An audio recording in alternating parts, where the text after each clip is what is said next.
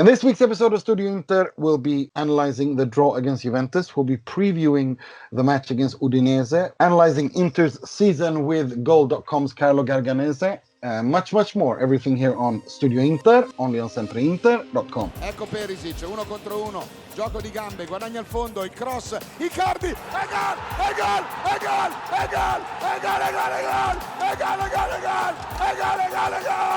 Maurito il Mamba!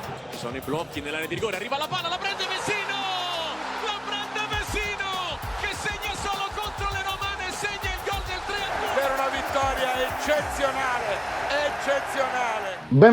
Bentornati to another edition of Studio Inter. I'm your host Nima Tavallaey, wishing you all, well, first of all, asking you all for forgiveness for our absence for quite some time, due to mainly me being so allergic I could barely talk, and everyone who suffers from pollen allergy knows what I'm talking about, especially if you live in Sweden, because we've been breaking records here. But let's not get into my medical records too much. I'd like to welcome our panelists, starting with the SempreInter preview writer for all our games, Mr. Mohamed Nassar, all the way from Dubai. Guys, it's really fantastic to be back. Exciting time of the season. So yeah, can't wait to get into this. Yeah, there is quite a bit to talk about. And we are also joined by former London media personality, Mr. Will Beckman. Good evening. I'm just letting this go now. You're just going to ignore it. Just introduce me however you want. It's fine. I'll accept whatever you say. And we are also joined by a good friend of Studio Inter. He's the global head of features for Goal.com. All of their 150 different versions. I think they even have one in Swahili, if I'm not mistaken. Mr. Carlo Garganese, welcome back. Yeah, thanks, Nima. Yeah, we don't have that many editions.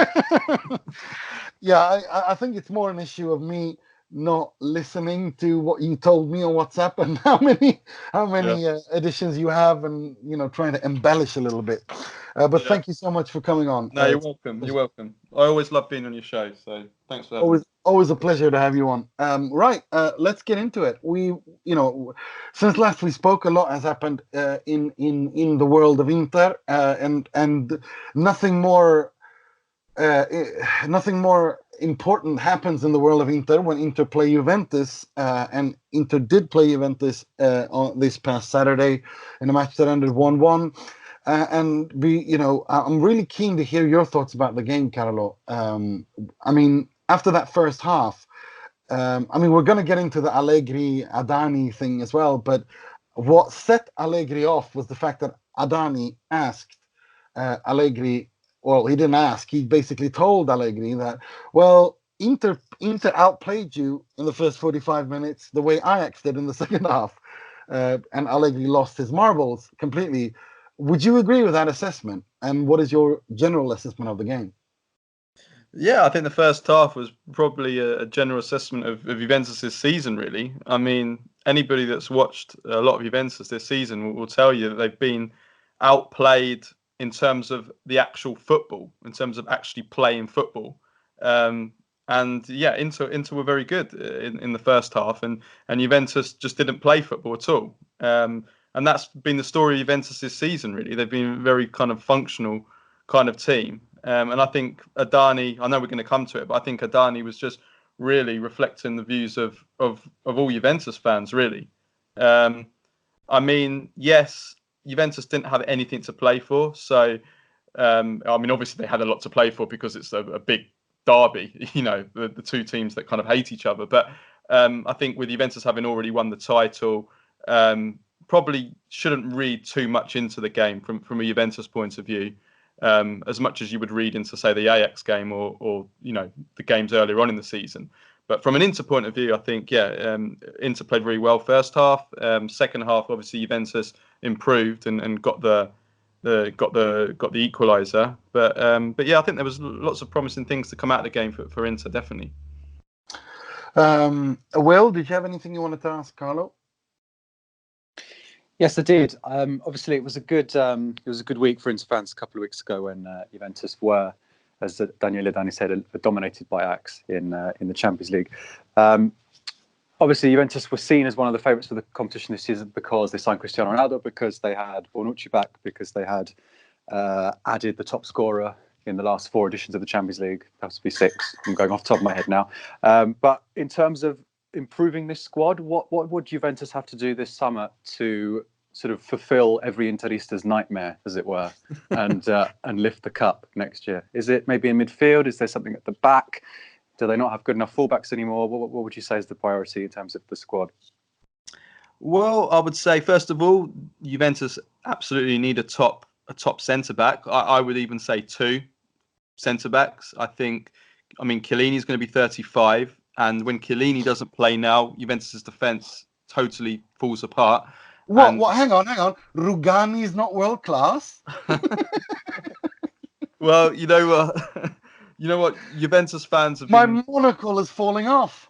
Yeah, Juventus fans have been driving me crazy about Rugani for probably about 4 or 5 years. I've said since day one that I never saw what all the fuss was about. I think it's it's something that actually happens not just in Italy, but it happens everywhere really. That when you get a kind of a homegrown young player that comes through, he always gets overrated because fans just want him to be better. They want him to be the next big thing, and that happened with Rugani. I always call Rugani. Can we call that Lex Ross Barkley? I call Rugani the Andy Roddick of football because he's a completely taught player. That sounds really insulting because I mean Roddick I think he won a Grand Slam, but in tennis, yeah, he did in the end. He did win one, yeah. In the end. Yeah, so I see that's what I see of Andy Roddick, someone who doesn't really have much natural talent and a bit of a robotic kind of player who's just been taught, and I see that with Rugani. Only that, unlike kind of like machines, he doesn't seem to have an efficient, not saying efficient, but kind of like that kind of tough side to him either. But yeah, going on a tangent now. Yeah, Rugani isn't the answer.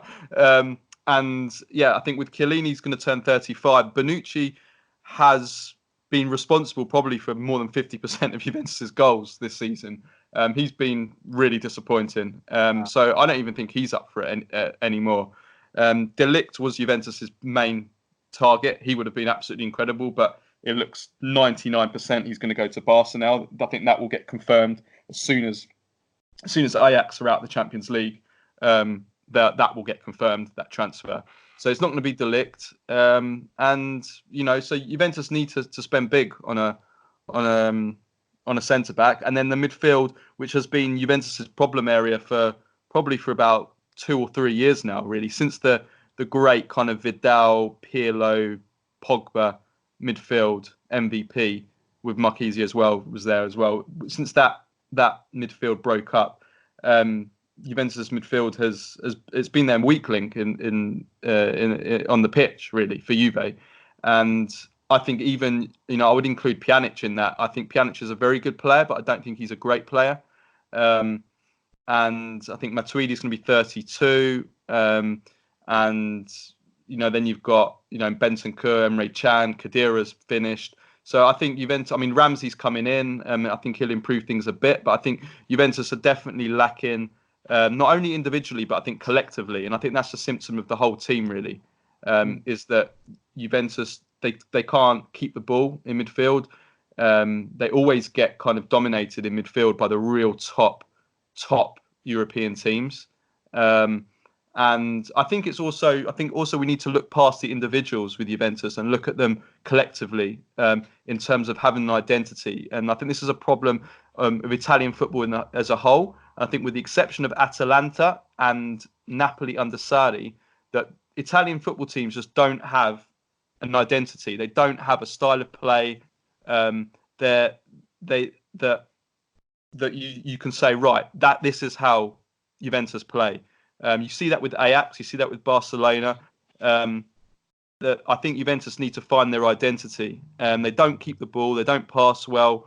There's no chemistry. There's no kind of real chemistry in the team. I mean, this may sound crazy for a team that's so far ahead in Serie A that, Juventus sometimes they don't string 3 or 4 passes together.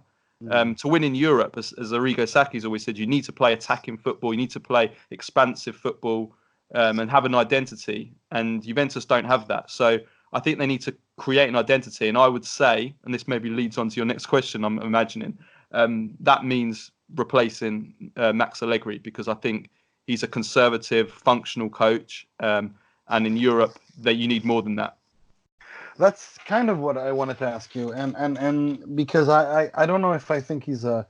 I mean, to me, Max Allegri is a very pragmatic coach. He's the kind of guy that, with what he's got, he makes do with it. And at Juventus, he's got Ronaldo, and he's got Pjanic, who I think has been past his peak for 3 years now. I think Pjanic was at his best when he was at Roma that last season. I think Roma's kind of screwed both Inter and Juventus with Nainggolan and Pjanic, to be perfectly honest with you.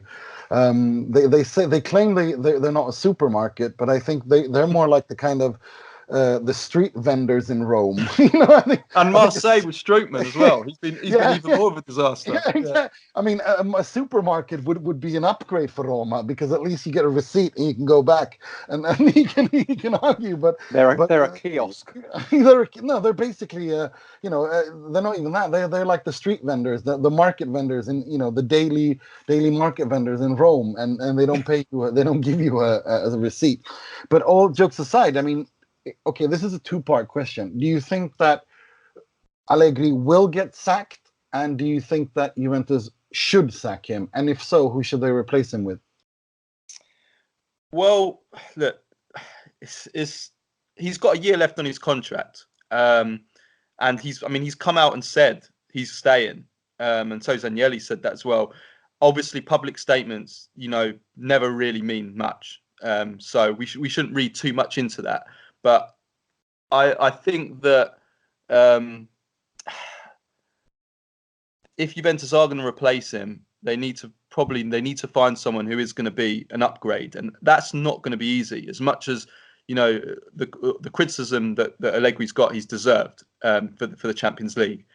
But Juventus's dream is Guardiola. But that is their dream. Now, will Guardiola be available this summer? Probably unlikely, but who knows? Guardiola is the kind of guy that could easily come out and decide that he's leaving, if they win the treble, if they go on and win the treble this season. But it's more likely Guardiola will carry on. If Guardiola leaves after next summer, Juventus might think, well, we'll stick with Allegri for the rest of his contract in the knowledge that we're guaranteed to get Guardiola next year.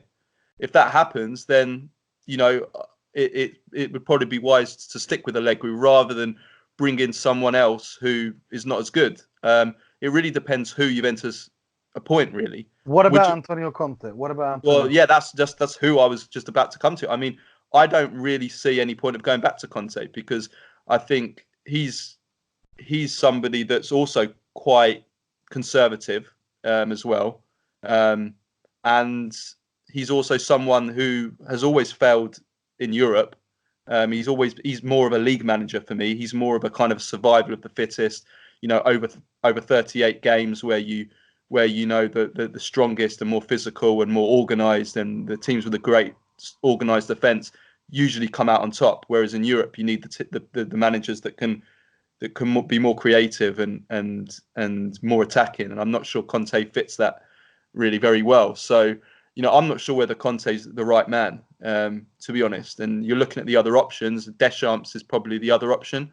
I'm not totally convinced by Deschamps. I think the only positive that I would see with Deschamps is that he could probably attract and bring with him some of the French World Cup winners with him because of his relationship with them.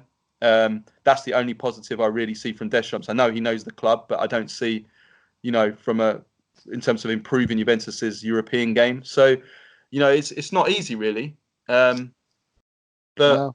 I do think Allegri's kind of reached the end of his cycle in terms of, I think he's taken Juventus as far as he can go. And I think there comes a point with every club and every manager where, you need to turn over a new leaf and freshen things up and bring someone in that's new. Mo? Yeah, so we've spoken a lot about Juve and about fulfilling Inter supporters' nightmares. But what about our dreams? So from where I was sitting watching the game, I didn't see that much of a discrepancy between the two sides. Where do you stand on how far the gap really is between Inter and Juve? And what do you reckon Inter need to do over the summer to bridge that gap in order to make Inter, competitive in the Serie A at least as soon as possible? Yeah, I mean, I think you're right about the game, but obviously, it's one game, it's a derby. I think in a kind of a derby, there's always, the gap's always decreased in any derby. So Yeah. I don't think we should read too much into that, especially because, like I said at the start, Juventus, were kind of in holiday mode, which I think Allegri said himself. So I wouldn't read too much into that. But what I would say is that. And I said this at the start of the season, I think Inter do have the foundations to build on, which is why I'm confident for them going forward, because Inter, for me, have a better defence than Juventus, certainly at centre-back, with Skriniar and with De Vrij, who both been outstanding this season, and obviously with Godin to come in as well. I mean, that's as strong as you get almost anywhere in Europe, to be honest. So, I mean, that's great. Asamoah, okay, he's turning 31, but he's he's solid, reliable. You know what you're going to get with him. So, I mean, it's only really at right back where Inter really need to improve. I mean, I thought Vrsaljko was a great signing on paper, but just unfortunate with the injury situation coming back from the World Cup that one didn't work out. So a right back. What do you make of Danilo from Man City, who Inter are rumored with? Yeah, I'm not convinced, to be honest. But I mean, if we look at Danilo D'Ambrosio, and because you've known me personally, you know that I'm not the biggest fan of Danilo D'Ambrosio. But if we put personal feelings aside, the fullback in the Serie A that has the most assists this season is Danilo D'Ambrosio. And he's been very solid defensively as well. I mean, obviously, you need to have another player as well. But don't you think that with someone with like Danilo, who's a starter for, who's a good attacking right-sided fullback, that Inter can maybe rotate those two into some sort of success? Possibly. I mean, look, if Inter can improve the further up the field, then maybe they can carry a fullback. I mean, yes, D'Ambrosio has been okay this season, but I think the question I would ask is if Inter are looking to push on and win the Scudetto, can I see a team winning Scudetto with D'Ambrosio at right back, with Politano at right wing, with Vecino playing at centre mid? I mean, I'm gonna come to. I mean, I'll probably come back and answer the question in full, but I'm looking at it as, how can Inter improve? And I think they definitely can upgrade on D'Ambrosio. In the midfield, I think Brozovic is fantastic, and I think Inter should need to sign another centre midfielder to play with him. And then depending on what formation, obviously depends who the coach is, but depends on what formation Inter play. But if it's a 4-3-3, if it's a 4-3-3, then I think Inter, and where Inter have really lacked this season, is kind of the attacking wingers, attacking midfielders, players who can beat a man, can create and score, can make chances for themselves and for their teammates. And Perisic obviously has been very disappointing, and even at his best, he's very inconsistent. I would sell him. Also, I think he's a bit of a problem in the dressing room. Definitely would sell him. He's going to be 30. Last chance to get some money for him. Sell Perisic. Politano's done okay, but again, Icardi. What would you do? Yeah, just Politano again is the kind of right winger. Again, if Inter want to win the Scudetto, they're not going to do it with him. He's okay as a squad player, but not as a first team player. You're not winning the Scudetto with him as your right winger. And then Icardi. You know me personally. Icardi, forgetting about all the baggage off the field, I've always said world class finisher, world class in the box, but in modern football, especially as a lone striker, you need more than that in nowadays. You need to be able to create chances for yourself. You need to be able to combine with your teammates, to bring others into play. Icardi doesn't do any of that, and that's why I would have no second thoughts with a decent offer to sell Icardi this summer, definitely. And I would have done it last summer, and I would have done it the summer before as well.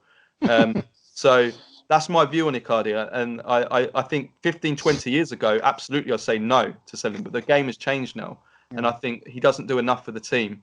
And I don't. Sorry, Carlo, but I don't want to ask like because Nima and I were dinosaurs, you know. We appreciate. So's Carlos. No, he's talking about the game changing. So in our minds, the game hasn't changed. I wish it hadn't changed. I wish it hadn't changed. You know?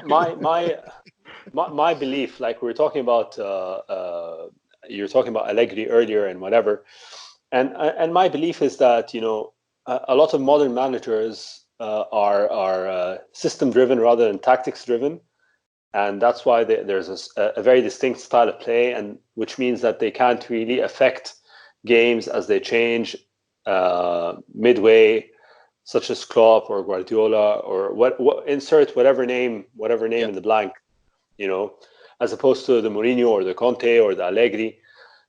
And I think that there's still a lot. I mean, I'm for selling Icardi only because of lowering the conflict and the tension between Icardi and Lautaro. And I really believe that Lautaro is the future for Inter, and Icardi has played this part, and we should, you know, send him off with all the pomp and fanfare that he deserves for having supported the team over 6 years in such a manner.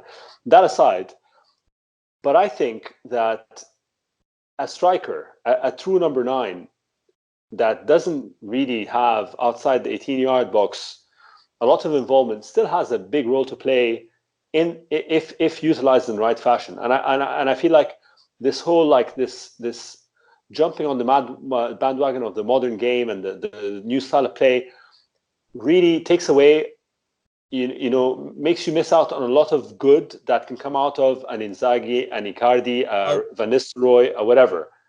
And teams like that. Listen, I'm with you. I'm with you 100%. I wish it was like that. Nima knows me. He knows. I mean, I don't want to come here and say I hate modern football, but there is a lot I hate in modern football, and that's when Inzaghi was probably my favorite player during the 2000s. I loved everything about him. I thought he was a genius. I thought, you know, his movement inside the box is as good as anyone in history. His passion for the game, his understanding, you know. So I'm totally with you. I just think that the game has changed. That those kind of, and it's been, a lot of it hasn't been evolution of the game. I think a lot of it has been forced by rule changes, just deliberate things in changing the games. And I actually think, and me and Mima were having a back and forth about this, that I actually think that these changes in the game have actually harmed Italian football, because I think that the strength of Italian football, and I'm not just talking about Italian clubs, but I'm talking about the Italian national team as well, is the strength of Italian football was based on being smarter than their opponents. You know, tactically, Italy, and still are, but tactically, Italy have always been stronger and better than anyone else in the way that they think about the game. There's a better level of understanding. Mourinho even said this a couple of weeks ago, that he said that the media in Italy, he loved being with the media in Italy because they really understood the game and they asked him, you know, interesting questions, and, you know, he could have real in-depth conversations with them. And it's absolutely true, you know. So that's one reason. And the other reason is the Italian defence. The Italian defence has always been the best. Now, I think the way that the game has changed now, partly because of rule changes like the offside, the passive offside rule, the way that the game has become so fast, so chaotic, it's kind of diminished, you know, it's taken away these strengths that Italian football had, the Italian national team had. They can't make use of these strengths anymore. Instead, that the game has become so quick, that, you know, it's become almost too quick for a nation, for a culture which just doesn't have that in its DNA. But that's why we invented the VAR. Yeah. No, but seriously, I know what you're saying, and this is. Do you know what I'm saying? So I think that. Yeah, I know what you're saying. I'm with you. You know, I wish it wasn't like this, but I do think that in the modern game, it's become less of a specialist sport now. You know, it's all about like people that can do everything, utility players that can do everything. You see, I as I told you when we were having this discussion on WhatsApp, I think you're throwing the baby out with the bathwater a little bit here, and I think it's because you know as well as I do that it's about cycles. You had before you had the Ajax cycle of the 70s, you had the Bayern Munich cycle of the 70s, and you had the Inter, how Inter, as people called it back then with the Catenaccio of Helenio Herrera, ruined football. It's all about cycles. I mean, for me, it boils down to right now, we're in the middle of the Lionel Messi, Cristiano Ronaldo cycle. We're towards the end of it. And I don't think that, I understand what you're saying. I'm not saying that we should, Italian football should go back. I'm saying that the fundamentals of what Italian football is in a modern way is where the future lies. You know what I mean? Like, I'm not saying that we should regress. I'm just saying that if you use what's good about it, but modernize it, then you can actually do something good. As opposed to everyone becoming some sort of tiki-taka knockoff.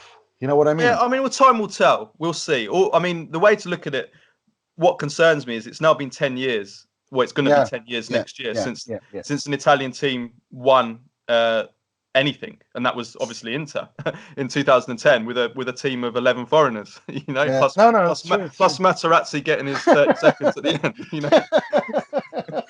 And Baresi putting out the cones. So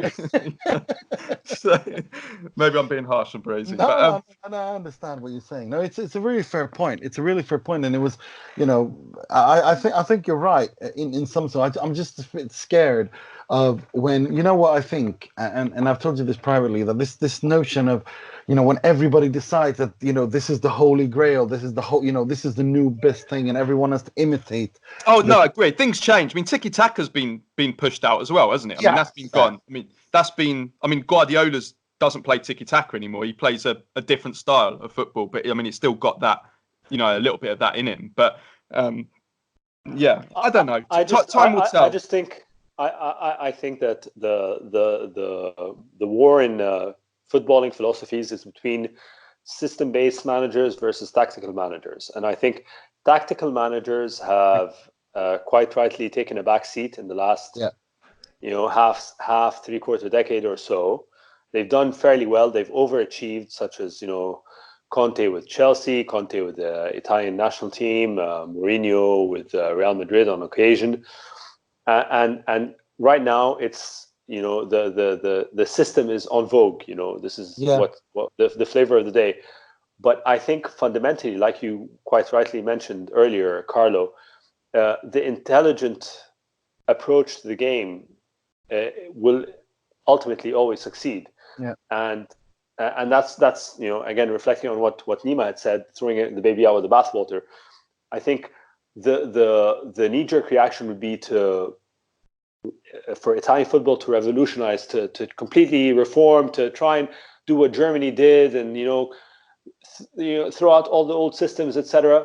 But that's not true, because Italy has always been a brain forward, a thinking forward type of football, and that will ultimately find, if nurtured and evolving in the right way, will ultimately find a way to overcome this rigid system forward approach that I personally dislike so much, whether it's Pochettino or Unai Emery or Guardiola or all these like managers that have no way of gestire una partita.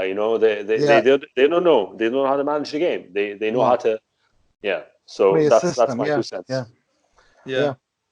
Yeah, they have one way of playing. They have one way of playing. But I mean, I think what Italian teams are really struggling with, and have been for this during this decade of of no silverware, is that kind of, and we see it all the time in Europe when European teams do that high press and they pressure the Italian teams in their own penalty area, their own half, and the Italian teams just can't get out. They can't get out of their own penalty areas. Sometimes they can't pass through, and get through that press. And we saw that with Juventus against Ajax as well. But we see it all the time with Italian teams, and I think that is something that really Italian teams are just. I mean, I don't know whether it's because Serie A is slower. Maybe that is partly to do with it.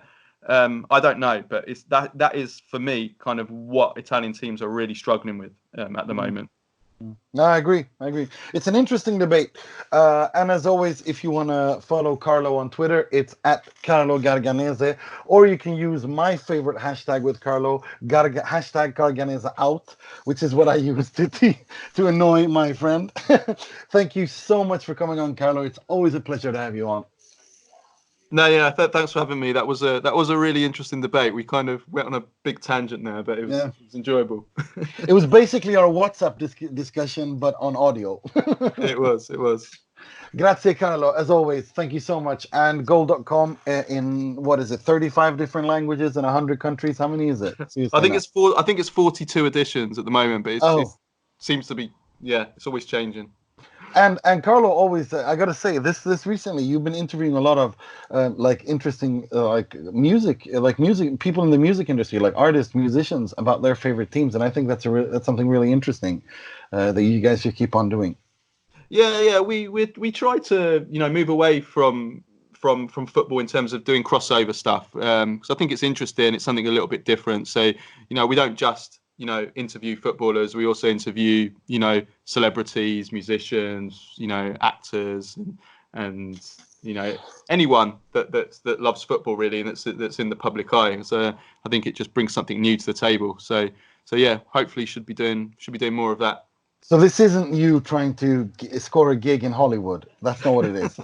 No. I'd never want to go to Hollywood. I know. I'm just pulling your leg. At Carlo Garganese, thank you so much for coming on, Carlo. Grazie. Yeah, thanks, guys. All the best. Ciao. Ciao. Right. Right. Let's talk about a bit more about the game. I gotta tell you guys, my understanding of this game was everything that is wrong with the Spalletti era. I think you can summarize in these 90 minutes.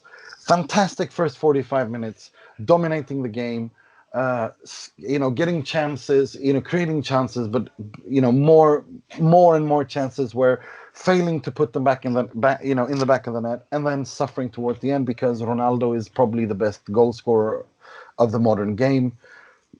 And this is partly the reason why I think that Spalletti should leave at the end of this season, but we're going to get into that later on. But I mean, for me, this was everything that was good and everything that was bad with the Spalletti era. What are your thoughts on that, Will? Yeah, a microcosm of 2 seasons. I could go along with it.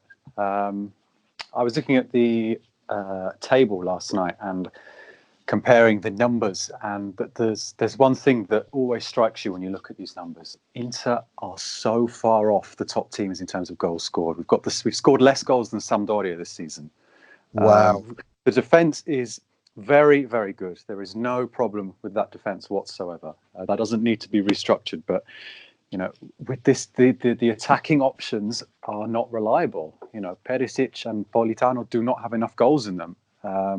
Not enough goals come from midfield, and as you said, it means that you have to play out your skin to beat most teams, to beat when it comes to the big games. So, but how much?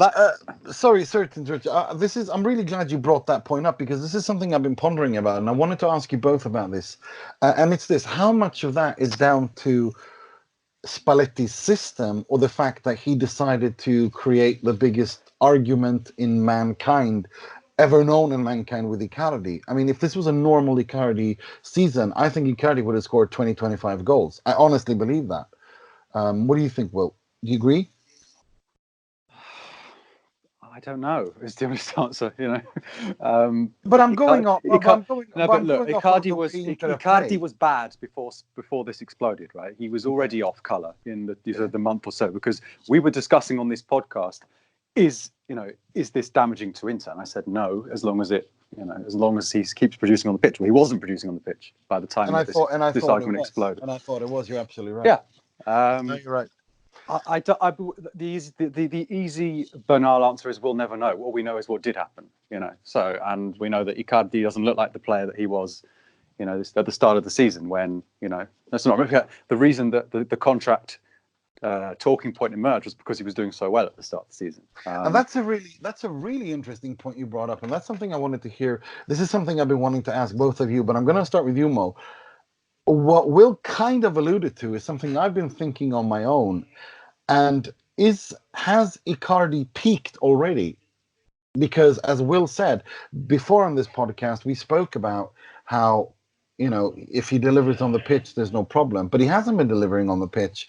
And is this just an issue of him becoming too big for his boots, or is this just an issue of him no longer, he's past his prime? Defenses are too good, they can read him. Yeah, look, I don't know if I can give any honest or any objective answer about Icardi, because the issue for me is so fraught with emotion. I love him very much, but I also hate him very much. I think you just described every Inter fan in the world there. But yeah, okay. No, but before the new year, I loved him only. I loved him very much only. And despite whatever criticism happened, we spoke about this before, the Curva, the book, whatever, the renewals, I was always on his side. But what happened in the first quarter of 2019 really pissed you off. Yeah, it pissed me off and created a rift in faith between me and Icardi as a true Inter fan and a true supporter of Icardi and his style. So I'll use that as a caveat in my answer to your question. So take my answer with a grain of salt, as you need to. I think Icardi can still be a world-class striker. I think Icardi has a skill set. I don't think it's a matter of him peaking. I think it's a matter of motivation. I think strikers and a true number 9, is a very fickle position. It's the most difficult position to play because all that's asked of you is to score goals, and if you don't score goals, your judgment is there for all to see. So I think it's the most difficult of positions to play, and I think that Icardi is quite a sensitive player, as we might a sensitive person, as we might infer from his social media, from his interactions, from whatever. I think he's become a victim of his extroverted wife and manager's. That's the most ambitious. diplomatic description I've ever heard of Wanda Nara. No, but I mean, I'll give you kudos for that. Yeah, she's. I think she's her personality. extroverted. You're absolutely right. She's extroverted. That's one way of describing it. She's not reluctant to go back on herself either, because it was 6 months ago she was saying we won't renew our contract. Last night she said he's going to stay for 150 years. Oh my god! But to Spalletti me, for 100, Icardi for 150. But to me that was like when you put Wanda Nara and Antonio Cassano in the same room. It's basically taking 2 5-year-olds saying, that's mine. No, that's mine. That's basically what you're going to get. That's the intellectual level that you're going to get. So I'm not surprised at that answer. And they did have a nice back and forth for those of us who like trash TV. Sorry, Mo. No, continue. I want to hear your answer. No. And then I want to hear yours, Will. So, not to be too long-winded. I think that Icardi can have a fantastic future with any club, including Inter. I think Icardi has all the makings of becoming a real, contender for an all-time great in the world of striking football, at least. Right up there with Inzaghi and Van Nistelrooy, like I mentioned earlier. So he's right up there in talent and in ability to produce. And it's just a matter of whether it's the right fit or not. Now, whether I think it's the right fit for him to stay or not, I don't know. I really don't know. I don't know how to answer that question anymore because I freaking love Lautaro. Yeah. So I do. That's my both long and short answer. So I'll leave that to you, Will, to try and articulate. Will, what are your thoughts on this? I mean, do you? I mean, exactly what my question was. Do you think Icardi is past it? Do you think that maybe?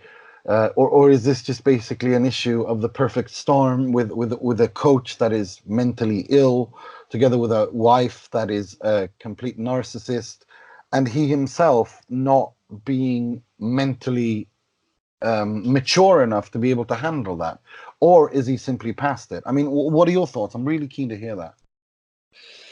I think it's too early to say he's past it. I mean, look, he was, as we said, up until 6 months ago, he was in top form. He was the player that everyone was scared we'd lose. I mean, 110 million was not enough 6 months ago. And it's only because of this contract saga and then the captaincy saga that he's just become a complete enigma to me. I don't know how to read him anymore. I don't know how to read what his wife says on television. I don't understand, is he friends with Spalletti? Is he friends with the dressing room?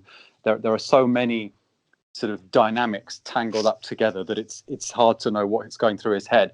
I don't think he's past it. I mean, look, he's not one of those players that relies on speed. So it's not going to be a problem, that some players have when they get to 30, 31, they have to adjust their game. He won't have to, because his is on, movement and in the box. I mean, it's sort of intelligence and killer instinct in front of goal. That's not something you lose.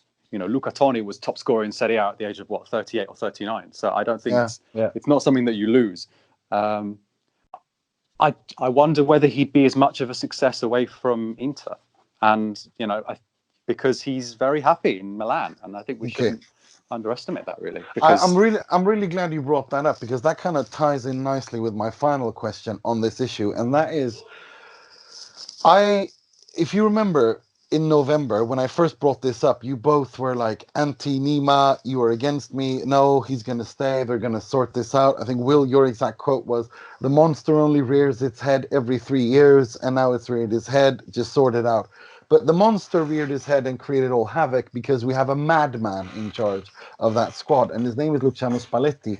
And I'm not going to go back. I'm not going to do a wonder here and go back on what I said, because I still think that when it comes to developing players, and as a football professor and a teacher of the game of football, I still think that Spalletti is, if not the best, definitely amongst top 2, top 3 in the world. I think Brozovic's development, D'Ambrosio's development, loads of. I mean, Skriniar, I don't think would have had the development he has had if it hadn't been for Spalletti. But having said that, I think this is a man that clearly his weakness is to thrive off of conflict, the same way that Wanda Nara does in her personal life. And I think that this has broken Icardi. And I think that you have to make a choice here. Either you stick with Spalletti, but if you stick with Spalletti, you have to sell Icardi. If you don't sell Icardi, you have to get rid of Spalletti. And in Spalletti's place, you have to get in either Mourinho or Simeone. Because if you do that and you ship off Spalletti, you ship off Perisic, you have to. The project is build up Icardi again. And I think that there are only 2 coaches who can do that. And I think it's Mourinho above all. Number 1 on that list is Mourinho. And number 2 is Simeone. That's where I stand on this issue. I'm keen to hear what you think of that, Will. Where are you? Well, Spalletti's future has gone up and down in recent weeks. A month ago, he was definitely going to leave, and now every day that passes, it looks like he's more likely to stay. Yeah, let's ignore the papers. I'm really keen to hear what you think here. Well, what should happen? No, exactly. Like, based on what I just said, my analysis of this situation, should Icardi keep the madman and get rid of the crazy woman, or should they control the crazy woman, keep the broken striker, and get rid of the madman? The Icardi situation is impossible to read. I don't think it's out of the question that both stay, and I know that's not the right answer, but that is what I'm. If you were to make to me that is insane. To me that is insane. That would be the definition of insanity. Well, because I don't think that. All right, you have to sell Icardi then, but how much do you have to get money for him? Yeah, but Inter have kept this line throughout for months, saying that he's a player, he's our top player, he's gonna, he's worth a lot of money, bada. They can't just get rid of him to the first buy because Spalletti stays. They've got a plan. I'd like to think they'll plan better than that. I do think there's probably a problem between them, but I don't think what's the alternative? If you take Spalletti out, then You have to get Mourinho because No, Mourinho. okay. No, okay. I'll tell you where I stand on this. I don't want Mourinho back. Right, let's put that. You don't want Mourinho back. No, Okay. I do not want Mourinho back. I know a lot of people disagree. No, but... I'll take it. No, before we just gave Mo a stroke in Dubai, but before we, I want to hear what he thinks as well. I'm a bit more pragmatic here. I'm thinking, either you sell them all and you build completely new with Conte or someone like that. But if you get rid of if you don't want to do that, because that's a big change, you either keep Spalletti or you keep Icardi. You can't keep them both because that relationship will just harm both of them, and that means that you will harm the club. That's where I stand on that. Personally, I think that if you get rid of Spalletti, the only person to bring in basically is Mourinho, because first of all, his hatred of Spalletti, this is Mourinho wanting revenge. You've already got Mourinho in revenge mode, trying to rebuild his name in the world of football. You bring him back into a club where he's already God, and his number one mission is to build that dressing room. I cannot think of a better person to build up a dressing room and build up Mauro Icardi again than Jose Mourinho. I honestly can't. Mo? But sorry, no, Will, finish. Sorry. Well, I feel like we flipped sides here. It's Inter FC, yes, not Mauro Icardi FC. Yeah, yes, we have. Sorry, we cannot just rebuild on Icardi. Like, life will go on. Like, I don't have, like, we can't just get a manager in because, he's perfect for Icardi. Like, I think that's just but the reason, that's such a weird way to look at things. Yes, that is a weird way of looking at it. But at the end of the day, you have to look at who's 25, who's 30. Radja Nainggolan is 31. Okay, Mauro Icardi is 25. Lautaro is 20, 21. I think Mourinho can find a way to play those two together. You see, ideally, I would find Simeone, but I don't think he's going to leave Atletico Madrid. I think in an ideal world, Diego Simeone would be flown into Appiano, and that would be it. That's it. But now we're faced with reality, and the reality is that I don't think that the relationship between Spalletti and Icardi can be healed. And at the end of the day, you have to make a choice. Is it Spalletti FC? Is it Icardi FC? Where do you go? And I personally think that in the long run, it's better to go with a new coach, but not go on Icardi FC, but go on Inter. Inter being the main thing, because I honestly think that Icardi and Wanda have learned the lesson. If anything, I've not seen Wanda this well behaved and well trained as she's been on Tiki Taka ever. I mean, she's not the only person she's rude to is Cassano. That's because Cassano's rude to everyone in the world. So that's okay. That's just a normal procedure of things. But the way I read the situation, and this is how I'm basing this kind of on how I read it back in November. The way I read it is this: that Inter and Marotta are standing here in front of a crossroads, and the crossroads is Icardi or Spalletti. There is no in between. If Marotta thinks that he can go in between and heal something between them, this will be the mistake that historians will talk about when talking about Inter. This is not going to work, and that is my firm analysis of the situation. Mo, what do you think? Yeah, I can't claim to have inside knowledge on anything. I think that. Oh, sorry, I didn't have inside knowledge. I never had inside knowledge. Please don't think that I. No. What I said in November was how I read the tea leaves, and this is just me reading the tea leaves again. Yeah. I just wanted to make that clear. There's no inside knowledge here. Yeah, no. I mean, like, I'm not saying like I didn't mean to reflect on your assessment. I mean that whatever my predictions are, it's not something that is based on anything but my opinion. Let's put it that way. Absolutely, this is an opinion. Yeah. So that's what it is. Yeah. I feel that Lautaro has shown us for the longest time we have been willing, grateful, and happy hostages to Icardi. I think Icardi's talents and his contribution to the team, despite how poor the team was performing and how weak any semblance of a project has been for the sides, and his continued enthusiasm for the colors of the team, have demonstrated that Icardi is, for the most part, a true Interista, and has made us accept a lot of his flaws in a manner that, it's like when you're dating a girlfriend that is 2 or 3 points hotter than you. Like you take a lot of crap. There's so much. Ever since we stopped cursing on this podcast, I don't know how to express myself properly. But no, I think that was brilliant. Yeah.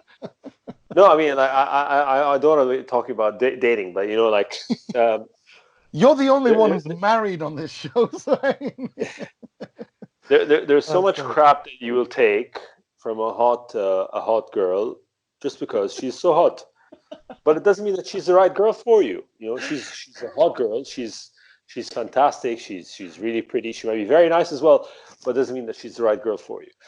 So and then comes Lautaro, and Lautaro, is the new hot young girl with the long legs. Not only that, but does so much more. She's good to the parents. She says she wants to have kids, and like she cooks. I'd just like to really disassociate myself entirely from this conversation. I don't know what's going on, and I don't want to know. Oh my God, I'm dying here. She likes the parents. I'm sorry, I was with you till the parents. Yeah, continue. Look. All I say, just watch Joe Rogan's latest special, where he talks about like Obama versus Trump, and you'll get what I'm talking about. I know exactly what you're talking about. This is brilliant. Sorry, people. So now we know. All right, look. She's a bit less better looking than our ex-girlfriend, but she does so much more, So, oh my God! So now, oh dear! What do you do? There are two amazing players. There are two amazing players. I don't want to take this analogy any further, but I personally think that there is a world with Inter where Inter can have Icardi and Lautaro as well. That's all I was trying to say. So let's park the analogy on the side as just like illustrative, example, like a thought experiment. But now reality is we're faced with these two people who offer different things.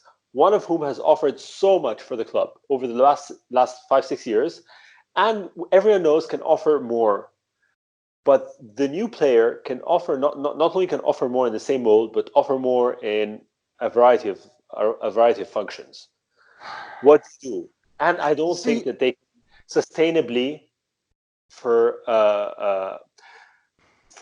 continued, fruitful course of time play together. They can play together to the detriment of one of the two. But I don't. That's where I disagree with you.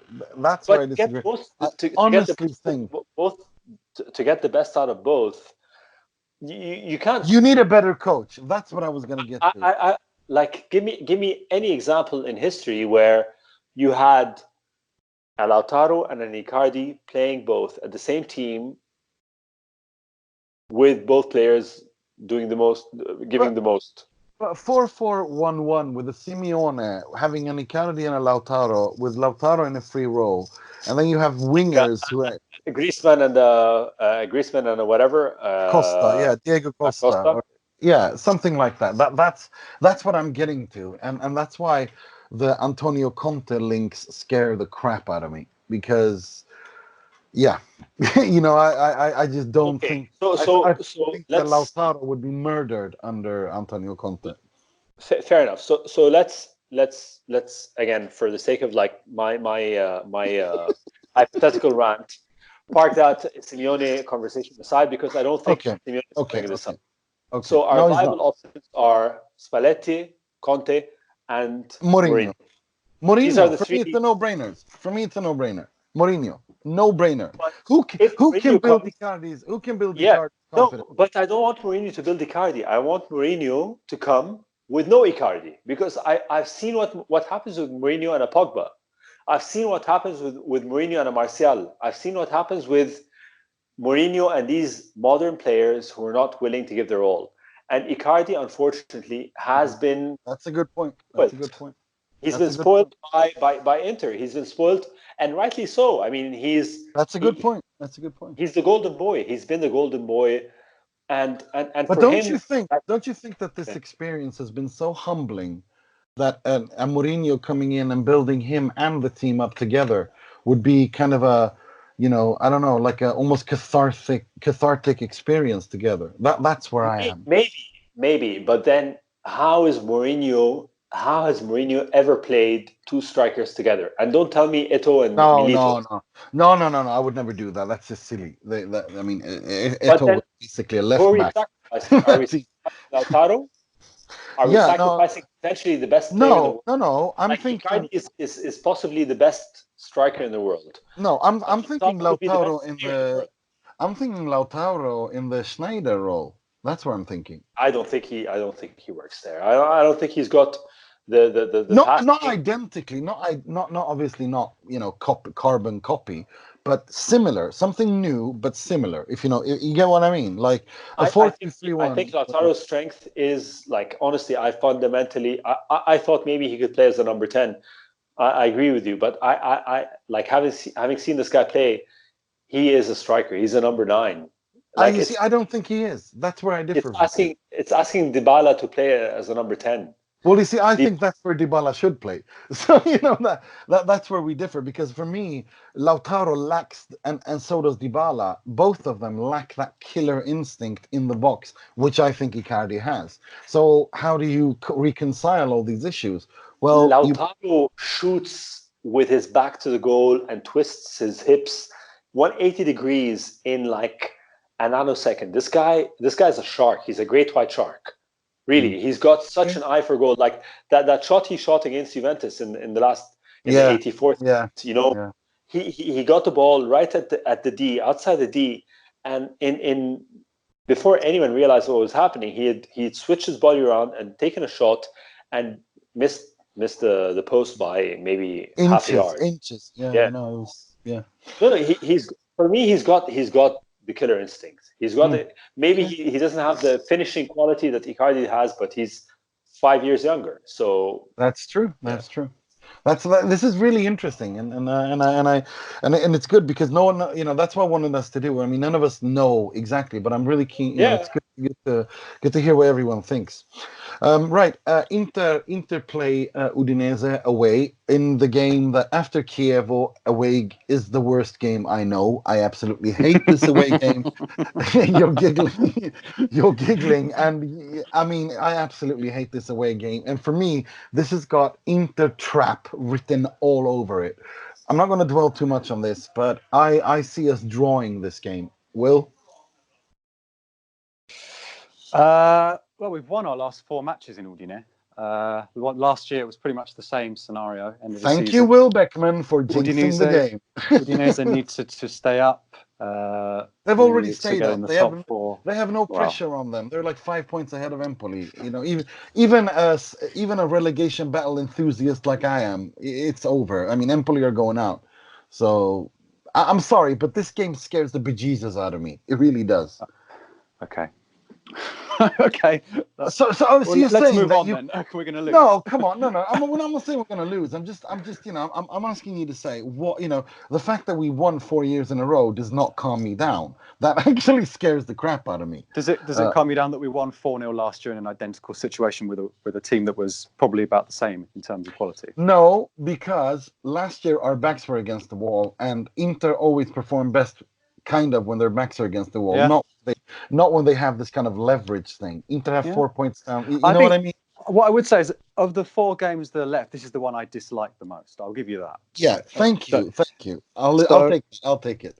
Yeah, I mean, it's not a nice game, but this is the time to step on the accelerator, as it were. Yeah. We've got 2 games coming up, and if we win them both, then happy days. What about De Paul? I mean, De Paul always does well against Inter. And there's rumors of him already joining Inter in the summer. Yeah, I mean, they've quietened down a lot in the last 2 or 3 months. Certainly have. So at the moment, it doesn't look like that's really a thing. Although, the transfer window changes so quickly that you never know. if Udinese managed to get 35 million euros out of Inter for Rodrigo De Paul, I think I mean, here we're in agreement. yeah, then there must be some compromising photographs of Marotta, that they are in possession of, because let's not do that, Marotta, please. Please. He's not a bidone, but come on. No, he's not. If we want to make a step up, then let's not spend 35 million on for that. Are you on De Paul? Yeah, no. I don't. He's the kind of player that would be good, but not him. Just a better version of him. if I could put it like that. Yeah. I'm with Will. I do agree. It's not a nice game. It's awkward. It's not. It's the kind of game that we could slip up in. But I do just about trust this team now.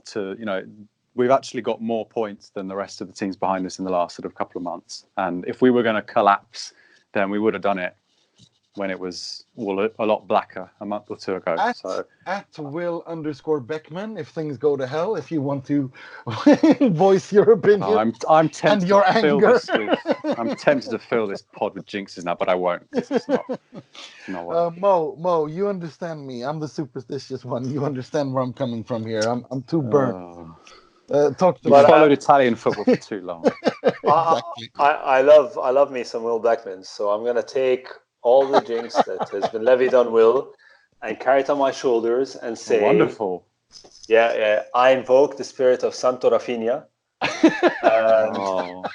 Bless him. La Liga champion this weekend. He looked very happy on the pitch. Yeah, I was very happy for him. This guy will always, like, as much as I hate every single Barca player, this guy will always have a really special place in my heart. What Mo said. It's basically I agree 100%. Yeah. And in that same spirit, I believe that we are due a win. I think we didn't beat Roma. We definitely beat Juventus in terms of deserved result, and I think we're due a win, and that win's going to come in Udine, and I think hopefully by the run of games, the 6 out of 6 points, and we're going to have third place tied up before we go out to Naples. So Speriamo. I think speriamo. I think a draw. I think a draw. Will you say win? I'll say a win. I wouldn't be surprised by a draw. I don't think we'll lose. I'll put my neck on the line that much. We could at Will_Beckman if you want to. I think we will win. I think we will win. Are we doing predictions, or are you too scared, like with the derby? No. I'll do a prediction. I'll tell you 1-1. De Paul, Icardi. Boom, done. Icardi, De Paul. Boom, done.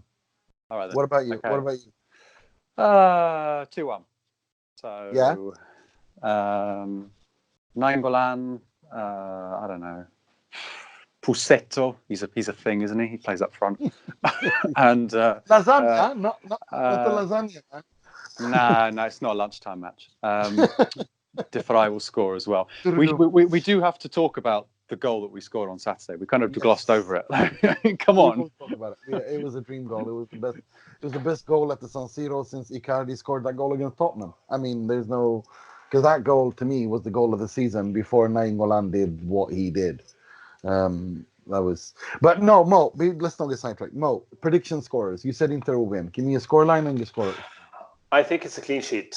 And I think number 16 for Handanovic. Yeah, I think it's a clean sheet. I think that it's either a 1-0 or a 2-0.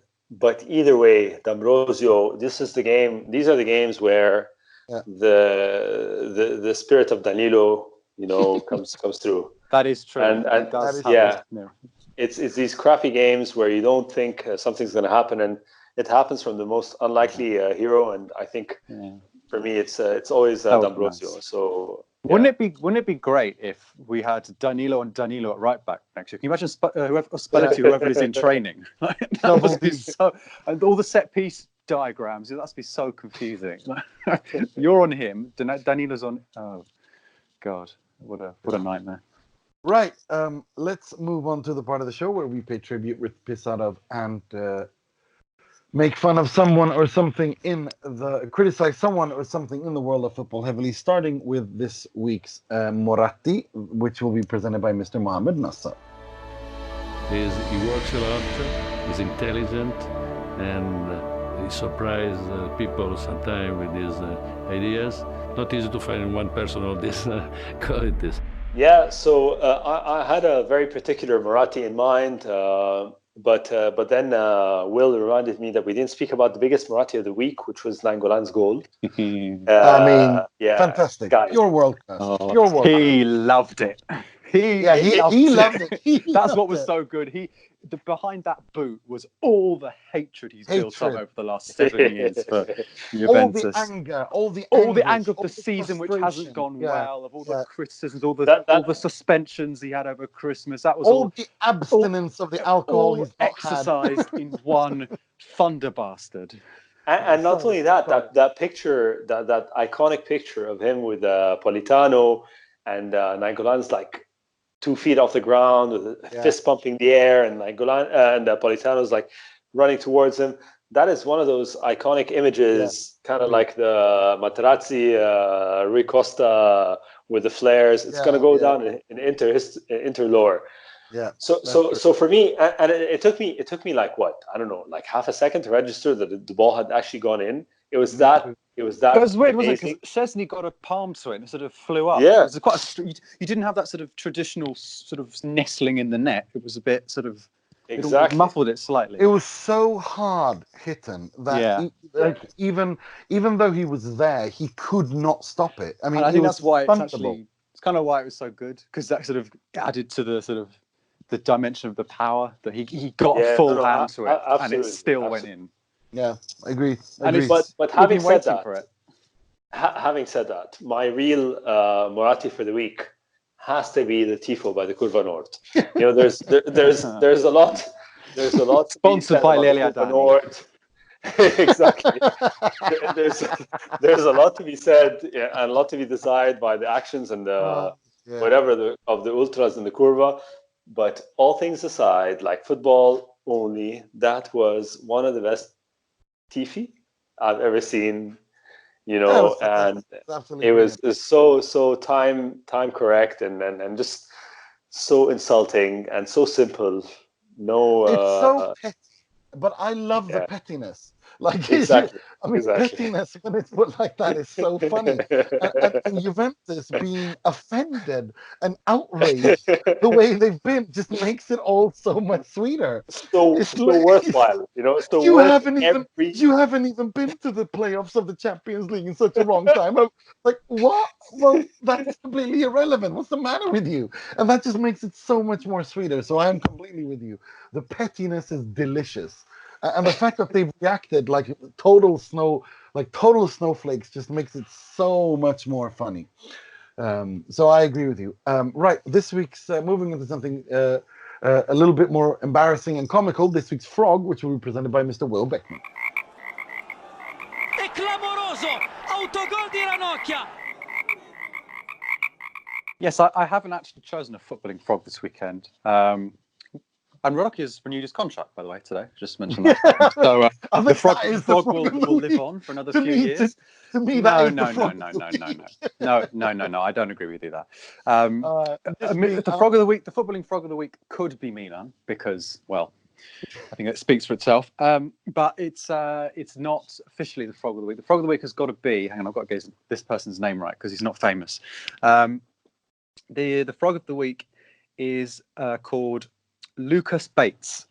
He went viral on social media yesterday because he ran the London Marathon, which obviously what happened on Sunday. And most people probably have seen what happened because he was dressed as Big Ben in this race yesterday.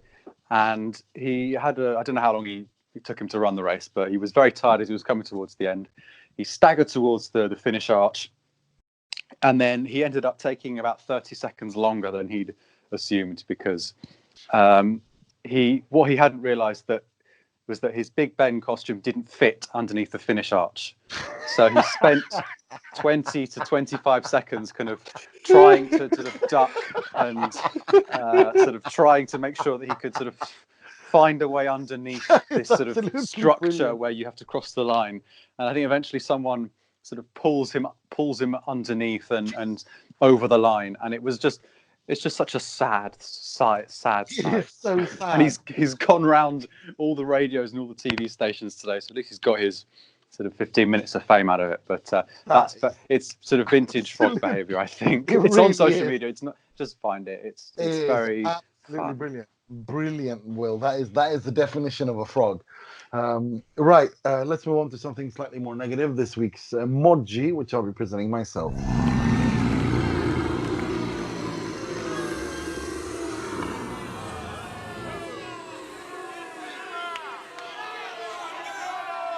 Yes, we try to be as fair and balanced as we can on this show, and when the Curva Nord do amazing things like the tifo and their support, we give them credit. But when section, and I'm gonna be honest here, this time it was not like in the Koulibaly case against Napoli. This time it was actually sections of the Curva Nord. So to the sections of the Curva Nord who were making monkey chants at Blaise Matuidi, you are the Moggi of the week. You have no place in civilized society. You have no place in a club that was founded with the words, we name the club Internazionale because we are brothers of the world. So they are the Moggi of the week, as always. All Nazis and racists are. Right, that was all we had time for this week. We'll be back next week. I'd like to thank Carlo Garganese and former London media personality, Mr. Will Beckman.